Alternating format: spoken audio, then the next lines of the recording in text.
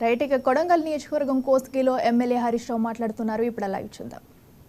ఈ కాంగ్రెస్ పార్టీ ప్రజలకు ఇచ్చిన హామీలు అమలు చేయించడం కోసం పోరాడతాం. ప్రజల మధ్యనే ఉంటాం.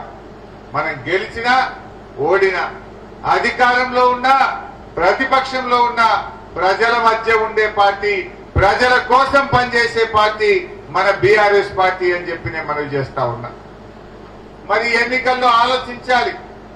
కాంగ్రెస్ బీజేపీ రెండు పార్టీలు మాకోటేయమంటే మాకోటేయమంటున్నారు. 10 ఏళ్ల బీజేపీ పాలన చూశాం, 10 ఏళ్ల బీఆర్ఎస్ పాలన కూడా చూశాం. బీఆర్ఎస్ ఏం చేసింది అంటే, ఇక్కడ ఏ నాయకుడిని అడిగినా, ఏ కార్యకర్తను అడిగినా 100 స్కీములు చెప్తారు. మీరు 10 ఏళ్లలో బీఆర్ఎస్ ఏమిచ్చిందయ్యా అంటే, రైతు బంధు ఇచ్చింది, రైతు బీమా ఇచ్చింది, కళ్యాణ లక్ష్మి ఇచ్చింది, కేసీఆర్ కిట్ ఇచ్చింది, 2000 ఆసరా పెన్షన్ ఇచ్చింది, మా పిల్లలకు రెసిడెన్షియల్ గురుకుల పాఠశాలలు పెట్టింది, తండాలు గ్రామ పంచాయతీలు చేసింది, మా ఎస్టీలకు 10% రిజర్వేషన్ ఇచ్చింది అని 100 పథకాలు మీరు చెప్పగలుగుతారు. మరి బీజేపీ ఏం చేసిందో చెప్పగలుగుతారా? బీజేపీ ఏం చేసిందో చెప్పమని మీ ఊళ్ళల్లో ప్రచారానికి వచ్చే బీజేపీ నాయకులను అడగండి. ఏం చేసింది? దళితులకు ఏమైనా చేసిందా? గిరిజనులకు ఏమైనా చేసిందా? రైతులకు ఏమైనా మంచి పని చేసిందా? పేదలకు ఏమైనా మంచి పని చేసిందా? ఏమీ లేదు. కొన్ని పనులు అయితే చేసిండు. పెట్రోల్ డీజిల్ ధరలు 100 రూపాయలు అయితే చేసిందయ్యా. 100 రూపాయలు చేసిండు. ఎలక్షన్ వచ్చిందంటే 2 రూపాయలు తెచ్చిండు. నిజమేనా?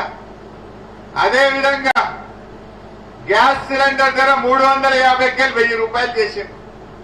ఎలక్షన్ వచ్చిందంటే 100 రూపాయలు తెచ్చిండు. అంటే మనం అంత అమాయకులమా? మన చెవులలో పూలు పెడుతున్నారు. 1000 రూపాయలు వేస్తుంది, 100 రూపాయలు తీస్తుంది. మరి 900 ఎవడు కట్టాలి? ఇది మోసం కాదా బీజేపీ వాళ్ళది? అరే ఏ విడిచిపెట్టిందే వాళ్ళు?